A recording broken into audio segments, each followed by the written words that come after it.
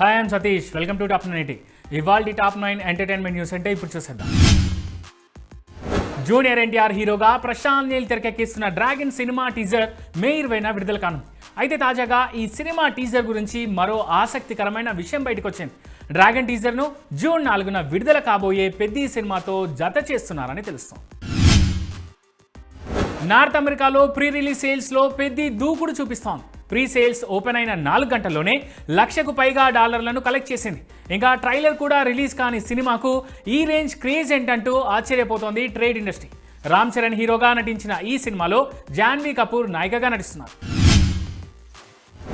రామ్ చరణ్ హీరోగా నటిస్తున్న Peddi cinema promotions ఇప్పటికే ఆశించిన స్థాయిలో లేవని మెగా ఫ్యాన్స్ కొంత అసంతృప్తిగా ఉన్నారు. అయితే ఈ లోటును పూడ్చేందుకు చిత్ర యూనిట్ ఒక భారీ మైండ్ బ్లాకింగ్ ప్లాన్తో సిద్ధమవుతున్నట్టు సమాచారం. ఈ సినిమా క్రీడా నేపథ్యం, ముఖ్యంగా క్రికెట్ బ్యాక్డ్రాప్లో సాగుతుండడంతో ప్రమోషన్స్ కోసం ధోనీని అతిథిగా తీసుకురావాలని మేకర్స్ భావిస్తున్నారట. తాజా సమాచారం ప్రకారం జార్ఖండ్ రాజధాని రాంచీలో ఒక భారీ ఈవెంట్ను నిర్వహించాలని చిత్ర బృందం ప్లాన్ చేస్తోందట.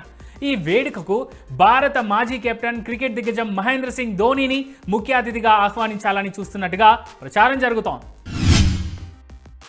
నందమూరి అభిమానులు ఎప్పుడెప్పుడా అని ఎదురు చూస్తున్న క్రేజీ కాంబినేషన్ పట్టలేకపోతోంది.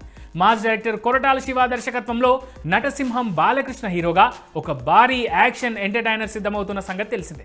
తాజాగా ఈ సినిమాకు సంబంధించి ఒక పవర్ఫుల్ టైటిల్ ఖరారైనట్టుగా సోషల్ మీడియాలో వార్తలు హల్చల్ చేస్తున్నాయి. ఈ చిత్రానికి కార్పెంటర్ అనే విభిన్నమైన టైటిల్ను ఫిక్స్ చేసినట్టు సమాచారం.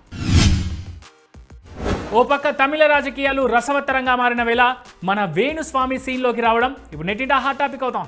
సెలబ్రిటీల జాతకాలు చెబుతూ నెట్టింట ట్రోలర్స్కు టార్గెట్గా మారయ్యేనా ప్రస్తుతం విజయ్ త్రిష జాతకంపై కూడా కామెంట్ చేశారు. త్రిష పక్కనే ఉంటే సీఎంగా విజయ్ తమిళనాడును పరిపాలించడం కష్టం అన్నట్టుగా జోస్యం చెప్పారు. త్రిష లేకుండా ఉంటే విజయ్ జాతకం మరోలా ఉండేదని అన్నారు వేణుస్వామి. విజయ్ సీఎం అయినా కూడా నెల లేదా 6 నెలలు కాదంటే ఏడాది తర్వాత మళ్ళీ తమిళనాడులో ఎన్నికలు వచ్చే అవకాశం 100% ఉందంటూ కుండబద్దలు కొట్టినట్టుగా జోస్యం చెప్పారు ఈయన.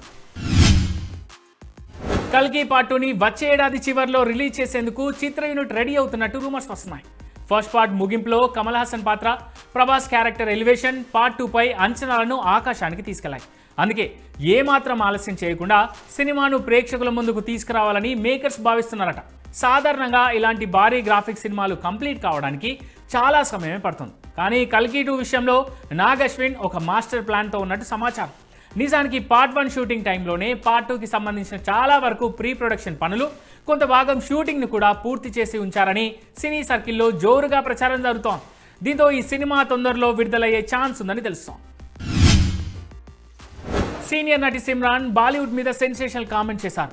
దక్షిణాది నటీనటులకు బాలీవుడ్ మేకర్స్ సరైన మర్యాద ఇవ్వరన్నారు.